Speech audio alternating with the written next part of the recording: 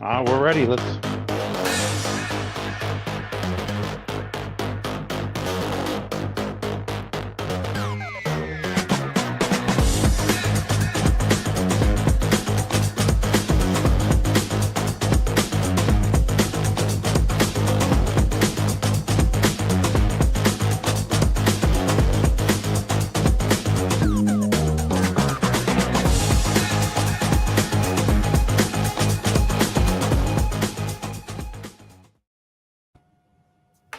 Hey, IT Nation, Sean Lardo here again with actually probably my best co-host I have ever been with. Whoa. Legitimately, I'm dead serious.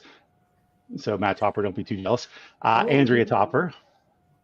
Andrea Barrow is my name. Thank Oh you. my God, Topper. I said Matt Topper. Andrea I Barrow, know. I yes. can see. Yeah. Yeah, I know. I get it. Yeah. Hey, everybody. What's going on? Super pumped to Um, be here. I know, right? This is the first of the year live stream episode we're doing for Yeah, K9s For Warriors, which is part of our IT Nation Gives charity. So that's right. I and we have guests coming on shortly. But before we bring the guests on, we want to give everybody an update, understanding, and a level set of what this is all about. And I think the best person to really talk about, first off, IT Nation Gives would be you, Andrea, since you're Sure. so involved. So for Yeah. those that No. don't know, please give a high level. Yeah, for sure. So the IT Nation Gives is the ConnectWise and IT Nation's philanthropic support efforts. So throughout the year at our conferences and through different giving opportunities, we come together as a community. We support a different organization to either raise funds, volunteer, or whatever the case may be to help uplift and support that organization. So our very first IT Nation Gives event we had this year was at IT Nation Connect in London. And next up, we have IT Nation Secure in Orlando. And the organization, of course, that we're supporting at Secure is K9s For Warriors. So K9s For Warriors is joining us today to share about their mission, what they do, why it's impactful. And I know, Sean, you and I are probably just super pumped to share with the community the impact this organization has and how they can help get involved. Absolutely. Um, we started working with them last year on this more in depth, Yeah. and we had a great year. And we're going Yeah. to talk about who this handsome dog is in a short minute here, because that is That's such right. a handsome dog. My I God. know. I know. I'm So pumped. I know, right? So, but with that though, how did you come about finding Canines for Warriors? What made you decide? Because you're the one who brought it to me. I fell in love with Yeah. it because of you. Yeah. So at ConnectWise and the IT Nation crew here, we have a philanthropic support group. And as a team, we look to find different organizations that we can support that align with our philanthropic pillars. So the philanthropic pillars that we try and support throughout the year include education and mentoring in youth, access to technology, and of course, our veterans. So the more we kind of dug into the different organizations that were out there, and of course there's so many different awesome groups that we can help support, we kept landing back on how can we help support our veterans. And we came across K9s For Warriors through a variety of different research. And this organization just truly spoke to us. Not only is this group supporting our veterans, but they're also supporting shelter dogs as well. So ultimately, they help train and uplift shelter dogs to become service dogs. Those service dogs are then paired with a veteran in need, and ultimately, we're helping save two lives. So the mission and the organization has just so many different points that speak to not only ConnectWise and the IT Nation, but our community overall. So it really just seemed like the perfect group to start working with. I couldn't agree more. I like the line where they say, first we save the dog and then we save the warrior, which is Yes, truly impactful. it is. So, Absolutely. and this will, last year we did a lot of fundraising. This year we're about to go into it again, Yeah, um, which I'm excited about. And do we want to move on to another slide here? What's the next slide? I do. I do. So super pumped to be able to introduce our featured guests for today. We have Cindy Block, who is an assistant K9s training manager for puppies, joining us from K9s For Warriors, and Amanda Collins, who is our development manager for corporate partnerships at K9s For Warriors. So, Cindy and Amanda, welcome. Hi, thank you. So good to be here. Awesome. Yeah. So we're so pumped to have you guys on today. And, one of the key things that we do with these live streams is getting opportunities to see the faces of the groups that we're working with and that we're supporting. So let's kick it off. Cindy, can you tell us a little bit more about what you do at K9s For Warriors and your role? So I am the assistant manager of our training program, and I'm actually over our puppy program. So we have a wonderful large group of volunteers that actually take the puppies into their homes around 8 to 12 weeks old and raise them to be service dogs for a veteran with PTSD, MST, or TBI. And they do that all volunteer based. They come to classes every week. They take the puppy all over the place and come to us. They get donated to us by folks who just love our mission and want to give back. So we have a whole department that does that, and I've been doing. I started here at K9s as a trainer on our training team, where we have shelter dogs come in. So I had lots of great experience with folks like Rufus down here. Yeah. So I'm actually filling in for Rufus's trainer. Rufus's trainer is out in Philadelphia today with another one of his dogs. So I just met Rufus for the first time today, and I am in love with him. How could you not be? I mean, what a handsome dude he is. He's so relaxed. I want this dog. So do I. Right? Okay, Right. so how long have you been doing this for now between both? You said you started on one side of the house, now you're doing this. So how long has it been? So I've been with K9s For Warriors. It'll be 3 years in July. Wow. And I've been with the puppy program for about half that time.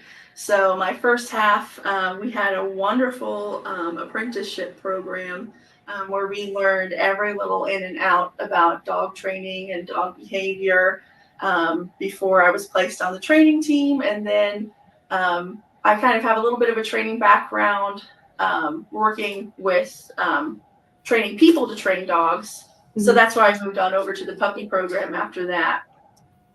Nice.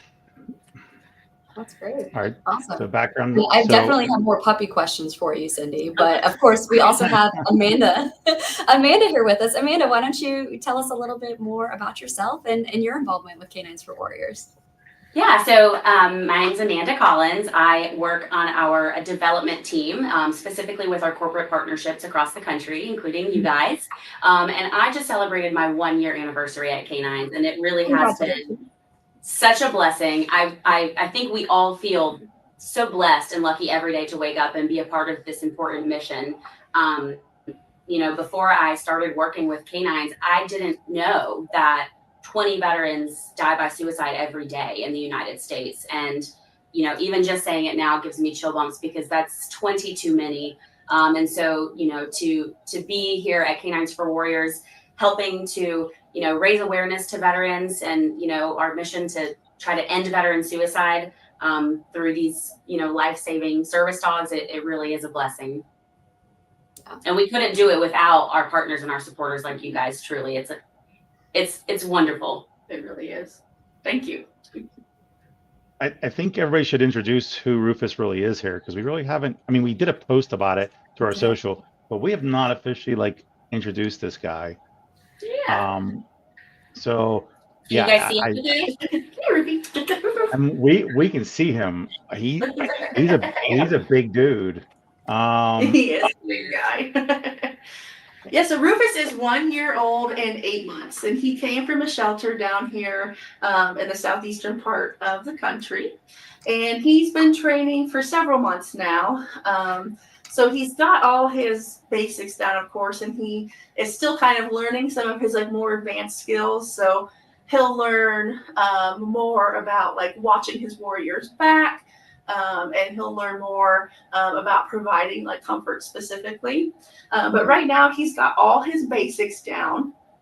And he has done a lot of different exposures. When you train a service dog, it's really important to kind of get them out and about everywhere. So anywhere where, you know, someone would go in their everyday life, they're going to take their service dog, their medical equipment with them. Mhm. So Rufus has gone lots of great places. He's been to TPC He went to Sawgrass. the players with us recently. Yeah. Mhm. He went over, he went to the PGA headquarters. He's been down, and this is one of my favorite places to take dogs, is the St. Augustine Alligator Farm.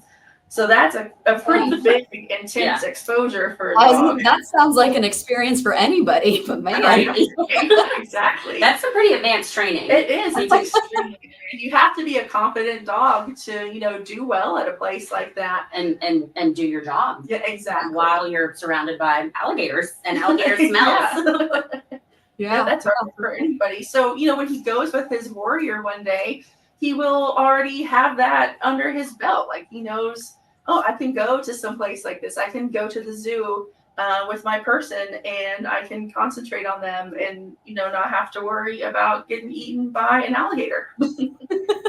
So he has lots of great exposure on him. Yeah. So typically, you know, the majority of our dogs are rescues. And so our procurement team is going out to shelters, you know, primarily across the southeastern region. And they're putting these dogs through all kinds of tests. You know, they're testing emotionally, you know, physically, their reactivity while they're eating, you know, how they interact with other dogs. And once they pass those initial tests, they come and they stay here with us on campus, in their climate controlled kennels with their indoor outdoor suite.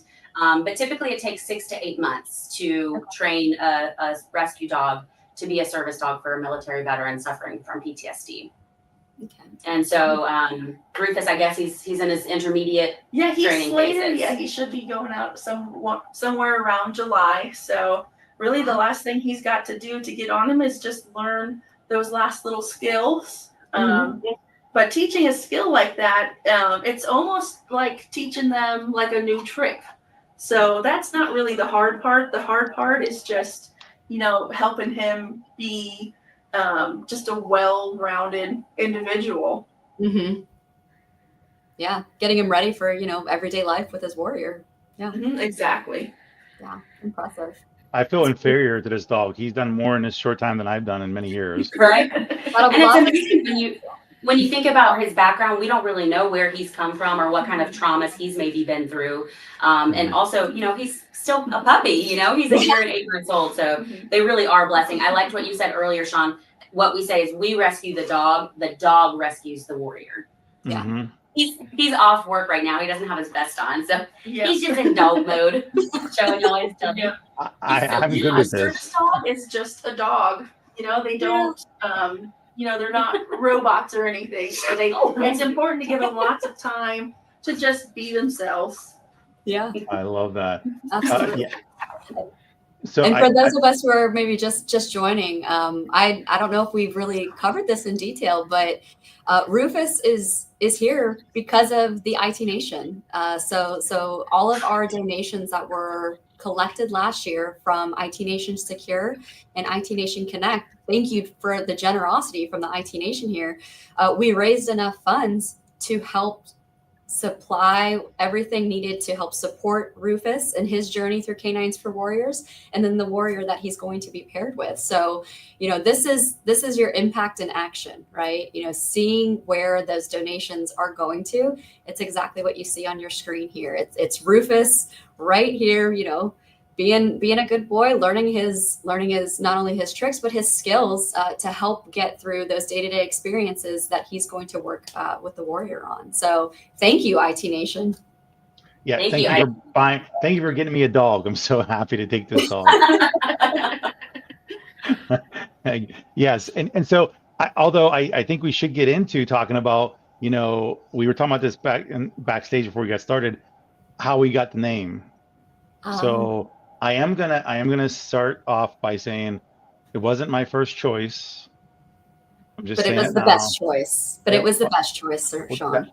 That's your opinion. We can agree to disagree. I wanted Chandria because we had agreed on that the year before we were gonna do this, and then you know, but we did. However, we have to consider somebody is going to have to say this dog's name in public. And do we Yeah. want them to be yelling that or Yes. calmly stating that? Come here. Yeah. You know, maybe not. As a veteran, the best thing I could do to another veteran is make them yell something really ridiculous and have to do it all the time. And if I can be there and watch it and enjoy the fruits of my labor, I would have the ultimate win over that person. And they would respect and honor and cherish that because I definitely would have beat them. So yes. All right. Well, that's a good point. So maybe for the donations that we collect this year, you can have that opportunity. Lies, all lies. Anyway, Maybe, fine. Maybe. Yeah, see, maybe that's the disclaimer. Let's just move on. I've Maybe just accepted. means no. But really, how did we come to Rufus? Yes. Yeah. Go ahead. That's what I was about to ask you, Andrea. How do we come to that? You were involved here too, you know. Well, yes, but go. Yeah. Yes, but here I go. So, you know, in terms of trying to come up with what is going to be the perfect name for this service dog that we were able to come together as a community to help support. And, you know, there was talks of how we should throw the name out there for Torchy, leading back to the IT Nation. Maybe it should be Owlie as an ode to the ConnectWise owl, or perhaps it should be our new platform, ASIO. None of those really were quite sticking in terms of an incredible service dog like you see on screen here. So we tried to get creative and think a little deeper on here and came up with a variety of different names, but we ultimately landed on Rufus because it's actually a species of owl. So there's still an ode back to the IT Nation and ConnectWise, but when it comes down to it, Rufus is just such a perfect puppy name. And then again, if you look on screen, this dog, in all intents and purposes, is a Rufus. So yeah. I think we landed on the best name possible here. He somehow looks like one. Somehow, some way. He just does. It was meant to be. The universe made it happen. It's the eye patch. I swear, it's literally the eye patch. I like what you said too, Andrew, or maybe it was Sean, about how you spelled it. R-U-F-F, like rough. Yeah, R-U-F-F is, because he's like rough and could have been rough around the edges. Maybe he was at some point in his life. We don't know because he came from a shelter, right? Or maybe he just likes to go rough a lot. I don't know. But Sean does appreciate his formal name of Rufus Chandria. So, you know. It's his government name, yes. Government name. Hope he has a real ID, you know. No, and so now that for people that aren't familiar with the program itself, when you rescued him, you started putting him through the training, right? And he goes through how long of training will he go through ultimately here with you all before he meets the warrior? He'll go through. Every dog's a little bit different because every dog's an individual. Every dog has a different past and has different strengths. So most dogs, though, stay from somewhere between 6 to 8 months.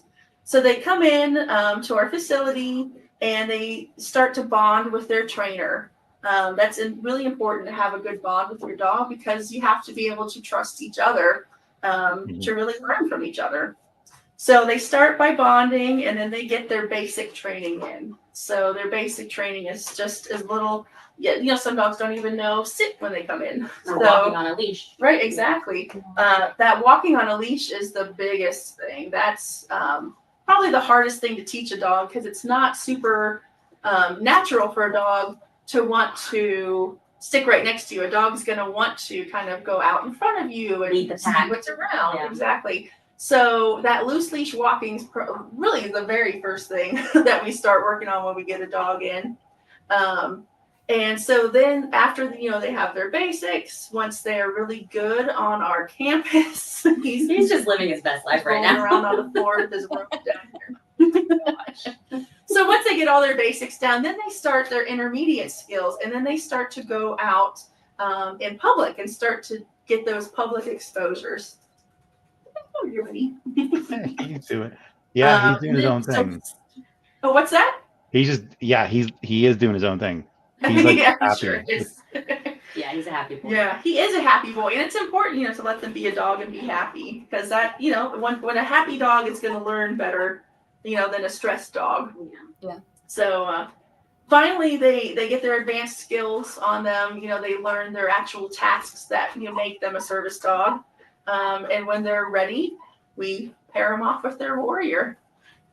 And the pairing process, I think, is really unique. It's, I mean, it's almost scientific in a way, because these warriors, really all we know about them coming in is, that they've got the PTSD diagnosis. Obviously, they fill out a form, we know where they're from, and, we try to learn a little bit about their lifestyle. But we know a lot more about the dog, because we've been with them for 6 to 8 months. And so you could probably speak to this more than I can, but, the warrior trainers and the canine trainers, they sit down and they meet several times to discuss, which dogs, might pair well with which warriors. And, there's a lot of back and forth, and there's, I think a first, second, and a third choice for the dog and for the warrior as well. We always joke it's a little bit like eHarmony because before the warriors get here, they fill out like a profile. Basically, they tell us a little bit about their lifestyle, about their goals in the future, about their hobbies. Do they have kids? Yes. Do you have kids? Do you have pets? What's your living situation? Where do you work? So we learn as much as we can about them on paper, and then we kind of match like loosely, what dogs. If it's somebody that lives on a farm, is it a dog that is great, around large animals? If they live in the city, is it a dog that doesn't really care about running around too much? Maybe we want a dog that, is a little more suited for apartment living. So we kind of do like an initial like eHarmony match. And then when we actually get to meet the warriors, when they come in, we take our time. The trainers get to know each warrior. We take a walk together with them. We get to learn just a little bit more about their personalities and their goals. And then after we spend a little bit of time with them, then we have another meeting together where we decide, okay, this dog's definitely great for this person. I thought this dog would be wonderful, but actually this dog is a perfect pair for this person. And then we actually get to do the pairing, which is a trainer. Yeah. This is my very favorite part. When they come in and you start to talk to folks, it's a big, kind of a scary thing for folks to come in. They're here, they're leaving their home. They're here for 21 days. They're struggling with PTSD or panic or anxiety. And so, yeah, it's a big step. They've been waiting for this moment for years. Yep. And you come and you talk to them and you see that, they're a little nervous maybe, or you just see that they're struggling. But then when you see them again at graduation, oh my gosh, it's like the light returns to their eyes. And it is, to me, it's the most phenomenally powerful thing about what we do, is to see in such a short span of time, the impact that having a service dog can make on an individual. I'm tearing up. I am too. It's powerful. It really is. It really, really is. And it's not just a feel-good story. It's actually scientifically proven. We've worked with Dr. Maggie O'Hare in the University of Arizona for the past decade, and they're constantly doing studies with us, our dogs and our warriors. And they published their study last year that proves that veterans with PTSD who have a service dog have reduced symptoms of PTSD compared to those without a service dog. So, it's a really proud moment to know. I mean, we see it every day again, but it's a proud moment to know that it is actually working. Yeah. And then when you hear from the families, oh my goodness, sometimes we get to hear sometimes voice messages or emails, and just hearing the impact even that the family receives. Yeah. From seeing their family member. Oh my goodness. It's gonna just turn into me crying. I know. So. Listen, that wouldn't be the first time this has happened on one of these live streams. Sean likes to give me a hard time on pretty much every single one because I will tear up or need to step away for a second. But it happens. How do you not get emotional about it? It's such an Okay. Hold on. Hold on. So this is the problem with what Andrea just said. I was out of context. The reason why I give her a hard time is because it's very difficult to run an interview live stream when everybody is crying. It's extremely impossible. And then we all just cry together. We all let it out together. And then you're like, And it's even worse. Like, you're crying, she's crying. The person in the back in the green room running the event is telling me how they're crying. It's like, and I'm trying to like keep it together then too, because this is horrible, right? It's like beautifully horrible predicament I'm in, and I can't even. And then I don't know what to ask, because I'm like, do you just need like a minute or two? You want to go get a drink and come back? It's just an uncomfortable situation all the way around. And I'm like, but there's people watching us, and I don't know if they just want to watch us cry. Yeah, because I'm an ugly crier, so it's not a good thing to look at. That's true too. Yeah. Thank you, Andrew, for being your supporter. No, but yeah, it's a incredibly. I can only imagine how emotional and moving it is to have witness to that, and hearing the stories from not only the Warriors but the impacts on their families, and how what you all do is just radiating impacts throughout. Right? It's incredible, and all I can say is we're just so thrilled that we're able to work together and support you through the IT Nation Gives program. Thank you guys so much. We're so grateful. Actually, and with that said, because we're almost out of time here, what should we expect here? I don't know if you all will be coming, but we have IT Nation Secure happening in June, which we are hosting you guys again. And so with that, what should we expect? What do we have going on, Andrea, for this time? Yeah. So this year at IT Nation Secure, we have a variety of different ways for folks to get involved. So first and foremost, we are at a $10,000 fundraising goal. So feel free to scan that QR code right now if you'd like to make a donation to the cause ahead of the event. Everything is extremely, extremely appreciated. Every little bit counts and really helps drive towards the overall goal and mission that you've heard about today for K9s For Warriors. Additionally, we are going to have K9s For Warriors on site at IT Nation Secure. So you can speak firsthand, not only with some of the folks who work at K9s For Warriors, but we're also going to have some warriors on site who have been through the K9s For Warriors program, and you can actually meet their service dogs as well. So throughout the event, we do have a lounge set up specifically for K9s For Warriors. Feel free to stop by, check out the mission, learn a little bit more about the organization, possibly get some pets in with maybe a dog who would be willing to receive them. Additionally, we are doing some dog treat making. This is kicking off on Monday, June 2nd at 1 p.m.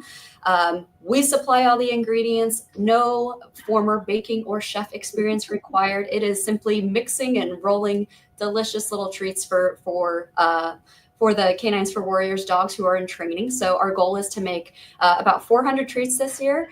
All 400 of those treats are going to go back to Jacksonville with the K9s For Warriors crew and be given to the dogs who are going through training. So hopefully Rufus here will get an opportunity to taste some of those. Additionally, we do have a veteran meetup that is happening on June 3rd from 8 to 9 a.m. We're going to have some guest warriors on site. So feel free to join your fellow veterans, come hang out, chat, connect, network. Nothing formal, just a good opportunity to connect with some other folks. And then again, of course, we are collecting, we have our fundraising goal of $10,000. Feel free to donate throughout the event, before the event, after the event, whatever works for you. But again, every little bit helps and it counts. So however you want to get involved, whatever works for you, it is greatly appreciated. Absolutely. And again, the QR code's right there for donations. That's right. Just want to point that out one more time, maybe 5 more times. The QR code is in the top corner for donations. So what we have left here to discuss really is how do we get to the next goal this year? Also, how do we get Rufus and hopefully this is my hope for this year. I'm praying for this is that Rufus is past everything, has the warrior matched up, and we bring them both to our big event in November is the goal. Mm-hmm. And then what I really want to happen is I want them to talk on stage and I want to watch the entire audience cry. I'm just saying. I think that's achievable. I think so. I think so too. Perfect. Good. You heard it here first. It's achievable. It's going to happen. I can't wait. I'm excited. Yep. Moving on. See? So, we got to wrap this up, but I would like to hear just like a final parting word from you both as to like what made you guys start working there.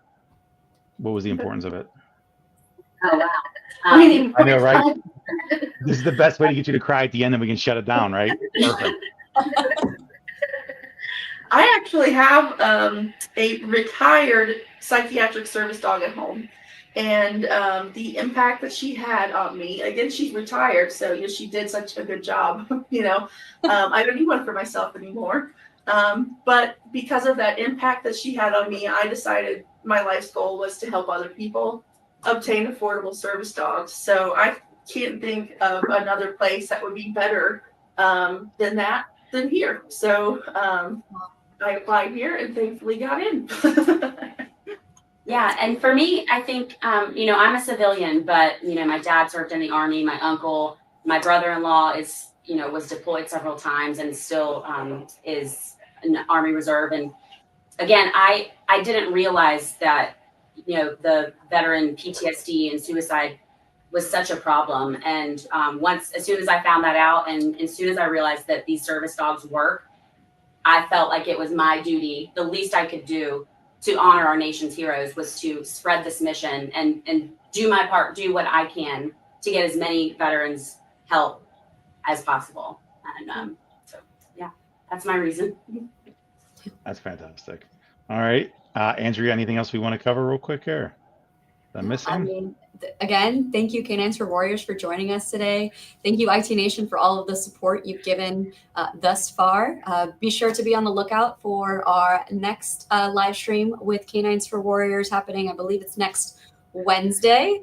Mark down the activities you want to get involved with at IT Nation Secure. And, if you're interested, feel free to go ahead and get your donations going now. Love to see it happen.